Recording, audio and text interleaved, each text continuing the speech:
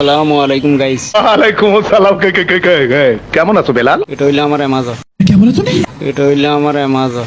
So guys हम लोग आ गए हैं यहाँ अमेज़न के जंगल में। আজকে নায়ক সাকিব খানের ডায়লগ শুনবো আপনা করি। আচ্ছা নায়ক সাকিব খান প্রথম ডায়লগ মারতো, সুপ মিথ্যেবাদী, একদম সুপ।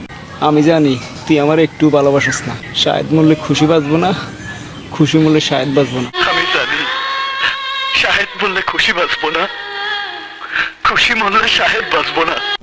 চুপ মিথ্যেবাদী। আর নায়ক মান্নার ডায়লগ হইলো, এই শোর বাচ্চা, এই শোরে বাচ্চা, এই বাস্টার্ড, কুত্তার বাচ্চা টেলিফোন রাখ। ফেরদৌসের ডায়লগ, পিয়া না খুশি, খুশি বিশ্বাস কর, খুশি খুশি বিশ্বাস কর, আমি তোর ছাড়া বাঁচবো না খুশি।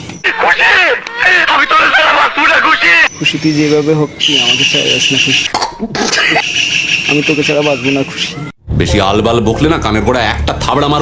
খুশি যাইস না খুশি, তুই দেখবি আমি আগের মতো আবার রোজগার শুরু করবো খুশি, তুই আমার ছাড়া একটু যাইস না খুশি।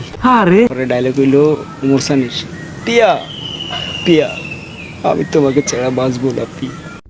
প্রিয়া দাঁড়াও, প্রিয়া তুমি আজকে আমাকে ছেড়ে চলে যাচ্ছ। ঠিক 2 মাসের মধ্যে আমি আমার বডিকে জিম করে এত সুন্দর করে ফেলবো, তুমি আবার আমার কাছে ফিরে আসবে প্রিয়া।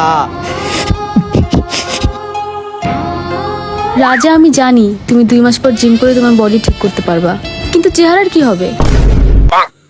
পিয়া তুমি আমাকে ছেড়ে যেও পিয়া, পিয়া তোমাকে ছাড়া আমি বাঁচবো না পিয়া। ইস, মিথ্যে কথা। আরে মুন্না, তোরা আমি রাস্তা থেকে তুলে আনছি রে মুন্না, আমার রাজ্যে আইসা তুই রাজত্ব করতেছস মুন্না। জলवा है हमारा।